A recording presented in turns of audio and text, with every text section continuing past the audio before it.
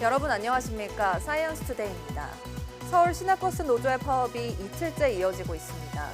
출퇴근길 시민들의 불편이 계속되는 가운데 서울시는 비상수송 대책을 가동하고 있는데요. 노사가 오늘 오후 협상을 재개할 예정인 만큼 조속한 합의로 이어질 수 있길 바랍니다. 오늘의 주요 뉴스 만나보시죠.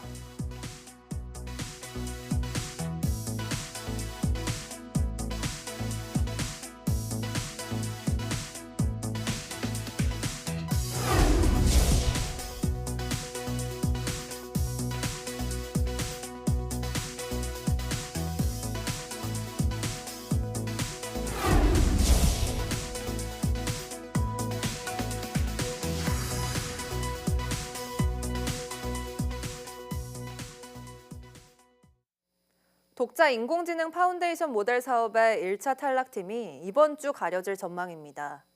과학기술정보통신부는 사업에 참여한 LGAI 연구원, 네이버 클라우드, 업스테이지, NCAI, SK텔레콤 등 5개 팀에 대한 평가를 내일 마무리할 것으로 알려졌습니다. 다만 심사 완료 뒤 1차 탈락팀 발표는 사업 주관기관인 정보통신산업진흥원과 과기정통부 사이의 소통에 따라 하루 이틀 더 소요될 수 있습니다. 이번 평가에서 탈락한 팀은 정부의 GPU, 데이터, 인재 지원 대상에서 제외됩니다. 한편 최근 일부 참가팀이 독자 파운데이션 모델 개발에 중국 인공지능 모델 소스를 사용하면서 기술 독자성 논란이 불거졌습니다. 무서운 속도로 인공지능이 발달하는 지금 인공지능 기술의 심장이라 불리는 데이터 센터를 들여다보는 기획보도 3번째 시간입니다. 데이터 센터가 먹는 막대한 전력의 40%는 냉각에 쓰이는데요. 이를 위한 대규모 장소와 기술을 확보하는 게 관건입니다. 그러다 보니 광산, 해저에 이어 우주까지 냉각 전쟁의 무대가 되고 있습니다. 고한석 기자가 취재했습니다. 드디어 최적의 장소를 찾아냈습니다. 지구의 위성이자 태양계 가장 안쪽에 있는 위성 달. 3년 전 만우절, 달의 데이터 센터를 짓겠다는 영상을 공개했던 네이버. 농담이었던 구상은 이미 현실이 됐습니다. 지난달 미국 스타트업의 첫 위성 데이터 센터로 돌린 언어 모델 젬마가 우주에서 메시지를 보내온 겁니다. 영하 270도 평균 온도에 24시간 무한한 태양광이 우주 데이터 센터의 무기입니다. We can then run large radiators to dissipate that heat in infrared out into the vacuum of space, rather than having to boil off huge amounts of fresh water, which is how terrestrial data centers keep cool. My expectation is that within 10 years, almost all new data centers will be being built in space. 데이터 센터를 지하에 만드는 건 이미 찾아온 미래입니다. 노르웨이의 탄광 데이터 센터는 가장 유명한 친환경 시설 중 하나로 빙하에서 나온 차가운 물을 냉각수로 씁니다. 우리나라에서도 폐광을 이용한 AI 데이터 센터가 추진되고 있습니다. 전남 장성 건동 광산입니다. 폐광을 활용하면 지하 공간의 자연 냉각 효과를 이용해 AI 데이터 센터가 내뿜는 열을 잡을 수 있다는 이점이 있습니다. 사라진 탄광으로 죽어가는 지역을 AI가 살릴 수 있을 거란 기대 때문에 지자체들이 유치에 적극적입니다. 지하수 같은 수자원을 끓여다가 냉각수로 쓰기도 좋아서 그야말로 데이터 센터 구축의 최적지라고 할 수 있습니다. 공기로 열을 잡는 공냉식에서 액체로 열을 잡는 수냉식으로 냉각 기술도 고도화되고 있습니다.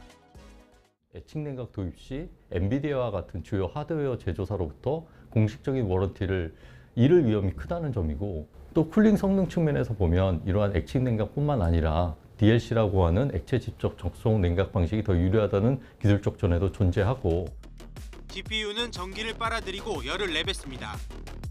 AI 데이터 센터가 더 높은 성능의 GPU를 더 많이 쓸수록 지하와 우주를 넘나드는 냉각 전쟁이 인공지능 발전의 핵심이 될 전망입니다. YTN 고한석입니다. 우리나라 자연과학 연구 환경을 바꿀 대규모 민간 투자가 나왔습니다. 국내 한 교육기업이 서울대학교에 1,000억 원의 연구기금을 기부하면서 필즈상과 노벨상 인재 양성에도 속도가 붙을 전망입니다. 권석화 기자가 보도합니다.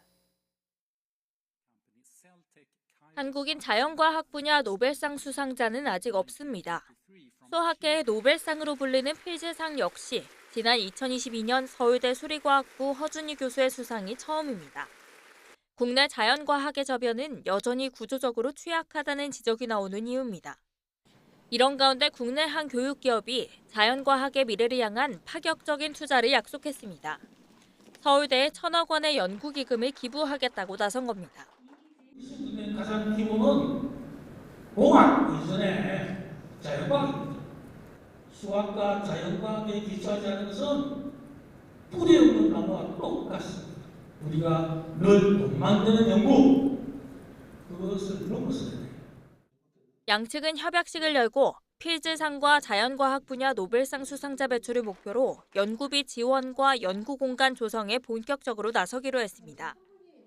단기 성과에 쫓기기보다 장기간 몰입할 수 있는 기초과학 연구 환경을 만드는 것이 핵심입니다.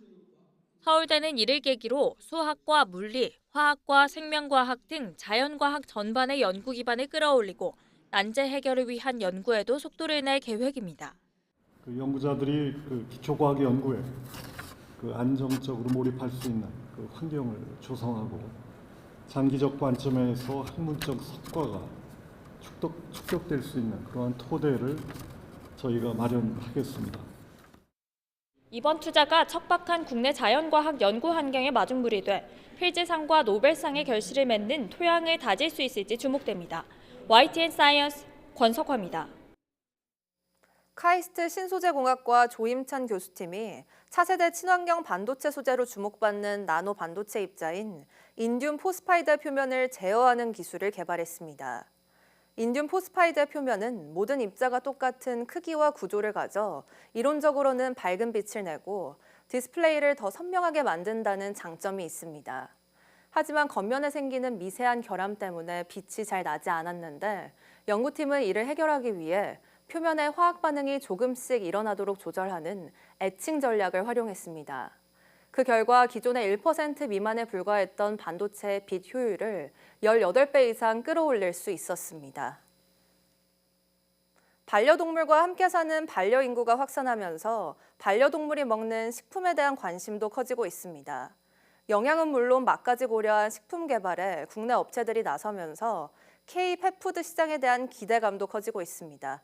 김은별 기자가 현장에 다녀왔습니다. 빛의 파동을 이용해 반려동물이 먹을 음식의 영양소를 분석합니다. 반려동물이 씹었을 때 얼마나 잘 부서지는지도 파악해 씹는 맛에 대한 연구도 진행합니다. 반려인구 1,500만 명 시대를 맞아 반려동물 식품연구소가 문을 열었습니다.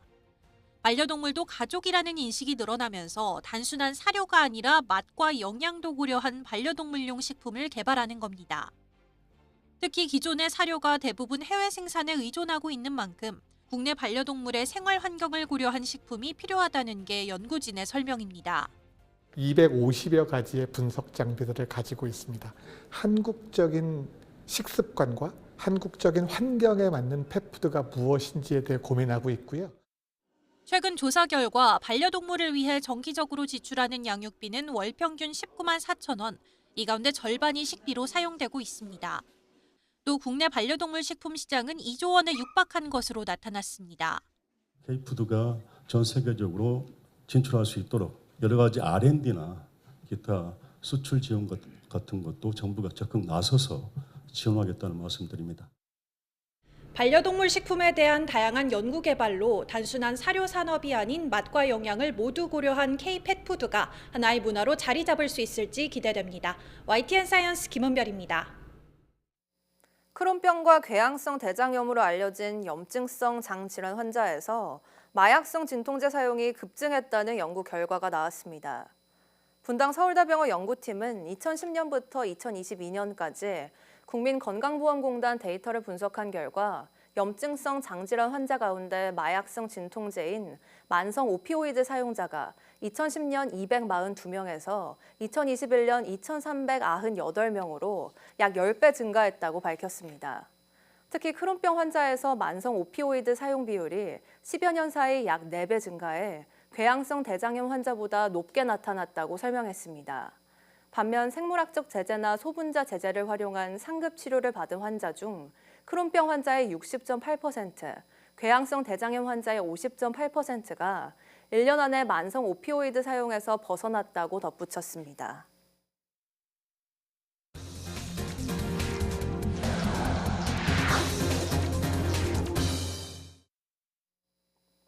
오늘 아침에는 기온이 더 내려가며 반짝 강추위가 나타났지만 낮부터는 기온이 오름세를 보일 전망입니다.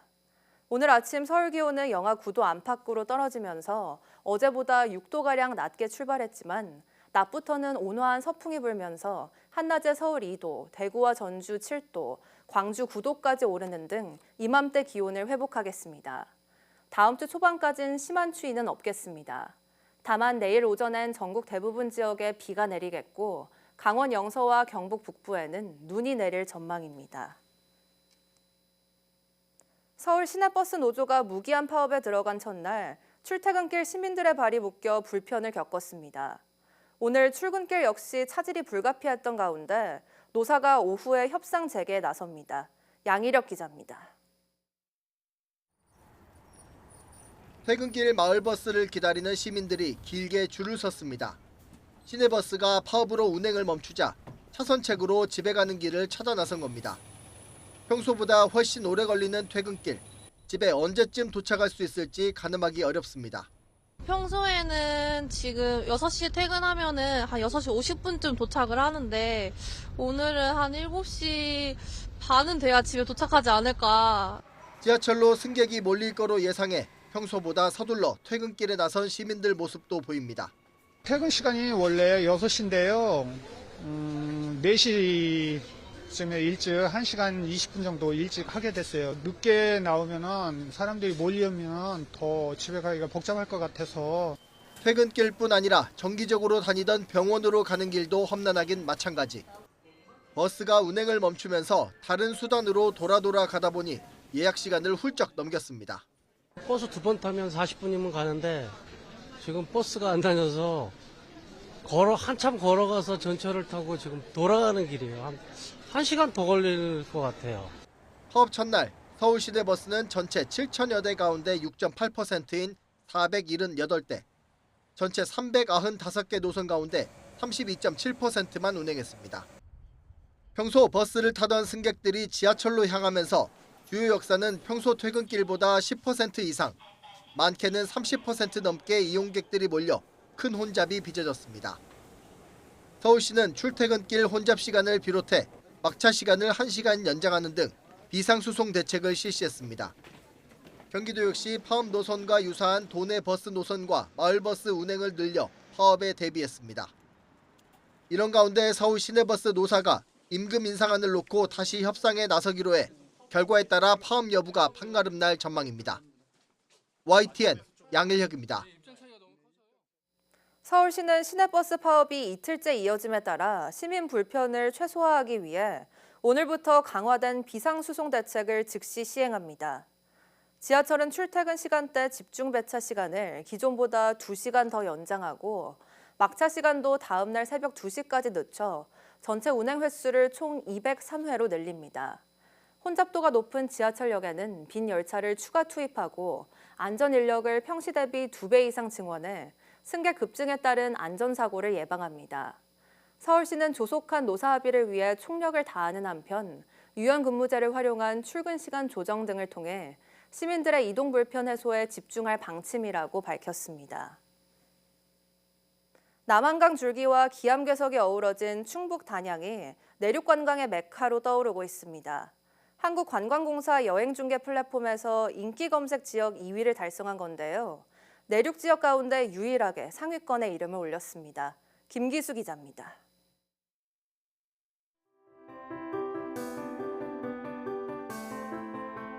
남한강 줄기 한가운데 누군가 빚어놓은 것처럼 솟아있는 세 개의 바위섬인 도담산봉. 잔도길을 따라 이어지는 천혜의 환경과 자연 침식으로 만들어진 지질공원의 대표 명소인 고수동굴까지 모두 충북 단양의 대표 관광지들로 전국 곳곳에서 관람객들의 발길이 이어지고 있습니다. 저는 다른 동굴을 가본 적이 있는데 여기는 와본 적이 없는데 고수동굴이 좀 규모가 상당히 크고 그래서 이제 오래된 동굴이어서 그런지 좀 신비롭긴 하네요. 300여 종이 넘는 국내 최대 민물고기 생태관인 단양 아쿠아리움도 관람객들의 시선을 사로잡는 대표 볼거리 중 한 곳입니다. 겨울방학이라서 한국에 방문 중이고 이제 아이들이 이제 6살, 9살이라 물고기가 종류별로 잘 돼 있고 아이들이 또 이렇게 직접 체험할 수 있는 곳도 있어서 이런 인기를 증명하듯 단양구는 최근 한국관광공사 여행정보 플랫폼에서 인기 검색 지역 전국 2위에 올랐습니다. 해안 지역인 부산과 제주를 제외하면 내륙 지역 중에는 유일한 상위권입니다.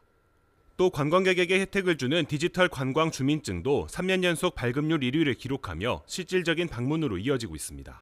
관광 트렌드가 짧은 방문보다는 체험과 체류 중심으로 변화하고 있는 만큼 이에 대한 프로그램과 콘텐츠를 단계적으로 검토하고 있습니다. 푸른 물줄기와 기암괴석이 어우러진 충북 단양이 국내 대표 내륙 관광지로 존재감을 키우고 있습니다. YTN 김기수입니다. 기후에너지환경부가 올해 신설된 전환지원금을 포함한 전기차 차종별 구매 보조금 지침을 확정했습니다. 승용 전기차 가운데 구매 보조금을 가장 많이 받는 모델은 현대차의 아이오닉 6 롱레인지와 기아의 더 뉴 EV6로 각각 570만 원이 책정됐습니다. 여기에 내연차를 팔거나 매각한 뒤 전기차를 사면 추가로 주는 전환지원금도 최대치인 100만 원을 받을 수 있습니다. 수입차인 테슬라 차종 중에서는 모델3 프리미엄 롱레인지의 구매 보조금이 420만 원으로 가장 많고 전환지원금은 34만 원으로 정해졌습니다. 국내 시장 공세를 강화하고 있는 중국 비아디 차량의 경우 구매 보조금 최대 169만 원, 전환지원금 최대 34만 원입니다. 미국 뉴욕에서 유통산업의 CES라 불리는 세계 최대 유통박람회가 열려 인공지능, AI가 운영하는 미래형 마트 기술이 공개됐습니다. 실시간 가격, 광고, 재고 관리는 물론 무인 결제에 이르기까지 이제 마트 운영의 주역이 사람이 아니라 AI로 바뀌고 있습니다. 뉴욕에서 이승윤 특파원입니다. 아마존 등 네로라 하는 유통기업들이 뉴욕에서 열린 세계 최대의 유통박람회에 모여 AI가 운영하는 마트를 선보였습니다. 리테일 산업의 CES라 불리는 NRF에서 마트는 더 이상 사람이 물건을 파는 곳이 아니라 AI가 운영하는 똑똑한 공간으로 탈바꿈했습니다. 고객이 키오스크 앞에 서자 AI가 피부를 분석해 화장품을 추천하고 추천 상품의 가격표가 바로 깜빡이며 위치를 알려줍니다. 직원이 안내하지 않아도 AI가 손님을 매대까지 데려다 주는 겁니다. 매장 안에서 직원이 태블릿을 들면 AI가 최단 동선으로 물건을 찾는 길을 안내합니다. 초보 직원도 베테랑처럼 일할 수 있습니다. 하루에 10에서 20% 정도의 가격이 바뀌어요. 20% 정도면 6,000개의 프라이스를 갈아야 됩니다. 저는 AI의 기술 자체로 보면 거의 100% 된다고 봐요. 10명 정도의 인력비가 주는 거죠. 카트도 광고판이 되는 등 마트 안의 광고도 달라졌습니다. 사람이 붐비는 시간대엔 광고 요금이 자동으로 올라가고 선반 자체가 광고판이 됩니다. 광고를 본 사람이 물건을 들었는지 샀는지까지 AI가 실시간으로 계산합니다. 냉난방도 AI가 관리합니다. 매장 상황에 맞춰 전기를 조절해 에너지 비용을 최대 30%까지 줄이고 유통기한이 임박한 상품은 가격을 자동으로 낮춰 음식물 쓰레기까지 줄입니다. 이번 NRF엔 세계 100여 개국 5,000개 이상의 브랜드가 참여해 AI와 매장을 결합한 기술을 선보이며 똑똑한 매장 시대의 개막을 알렸습니다. AI가 이제 단순 편의성을 넘어 고객 관리와 매장의 매출, 비용 구조를 개선하는 수준으로 진화하면서 유통업계에서 인간과 AI의 일자리 경쟁이 한층 더 치열해질 전망입니다. 뉴욕에서 YTN 이승윤입니다. 반정부 시위 사태가 격화한 이란에서 정부가 인터넷 통신을 차단한 가운데 일론 머스크의 우주기업 스페이스X가 위성 인터넷 서비스 스타링크를 무료로 제공하고 있습니다. 블룸버그 통신은 스페이스X가 이란 내 스타링크 수신기를 보유한 사람들이 서비스를 무료로 이용할 수 있도록 가입비를 면제했다고 전했습니다. 또 스타링크 운영에 정통한 관계자 역시 이란 내 무료 서비스 사실을 확인했다고 블룸버그는 보도했지만 스페이스X는 논평 요청에 응답하지 않았습니다. 이란인의 인터넷 접근을 지원하는 단체 홀리스틱 레질리언스는 블룸버그에 스타링크 수신기는 이란에서 금지됐지만 국경을 통해 밀반입된 사례가 많다고 설명했습니다. 경찰 1차 소환 통보에 불응한 해롤드 로저스 쿠팡 대표가 이미 해외로 출국한 사실이 뒤늦게 드러났습니다. 경찰은 로저스 대표와 조사 시기를 조율하고 있다고 밝혔는데 입국하고 나면 출국을 정지하는 방안까지도 고려하고 있습니다. 양동훈 기자입니다. 해롤드 로저스 쿠팡 대표는 지난달 말 진행된 국회 청문회에서 태도 논란을 빚었습니다. 의원들의 질의에 동문서답하거나 격앙된 모습을 보인다는 지적이 잇따랐습니다. Do you think this is funny? You're accusing me of perjury. You're telling me that 저를 증언 and now you're laughing. 장난하고 있어 지금? I don't understand why I'm being treated this way. 그런데 로저스 대표가 청문회가 끝나자마자 해외로 출국한 사실이 뒤늦게 알려졌습니다. 경찰에서 지난 1일 로저스 대표에게 5일에 출석해 조사받으라고 통보했을 때는 이미 해외로 떠난 뒤였던 겁니다. 로저스 대표는 별다른 설명 없이 1차 소환 통보에 응하지 않았는데 경찰은 이달 중순 경찰에 나와 조사받으라며 2차 소환 통보를 하고 구체적인 시기를 조율하고 있다고 설명했습니다. 쿠팡 관계자는 로저스 대표가 예정된 출장 일정으로 출국한 상태라며 경찰에 출석 의사를 전달했고 적극적으로 협의 중이라고 강조했습니다. 경찰은 로저스 대표가 입국할 때 통보해달라고 법무부에 요청했는데 입국 뒤에는 출국을 정지하는 방안까지 고려하고 있습니다.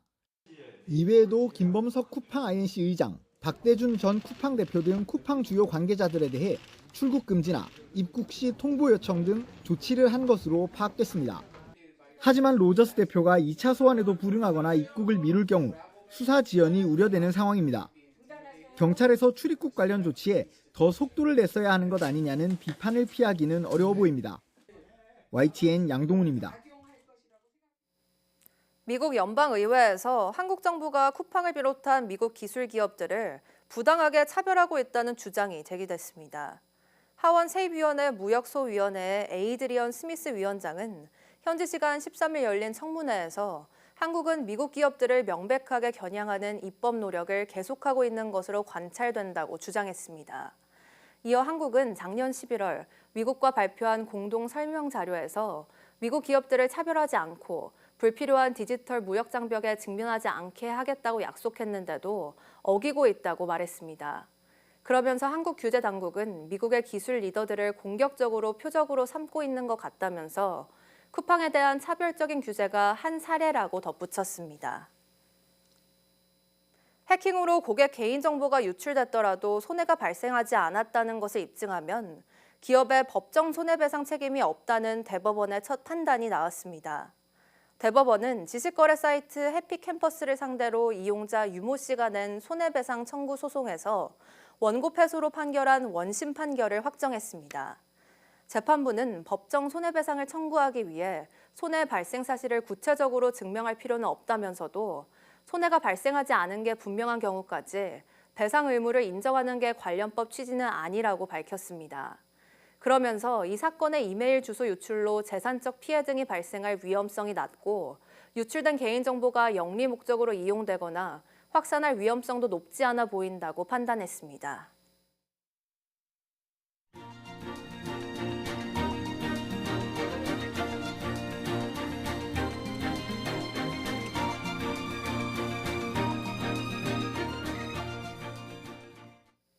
(1월 14일) 오전 사이언스 투데이 마칩니다.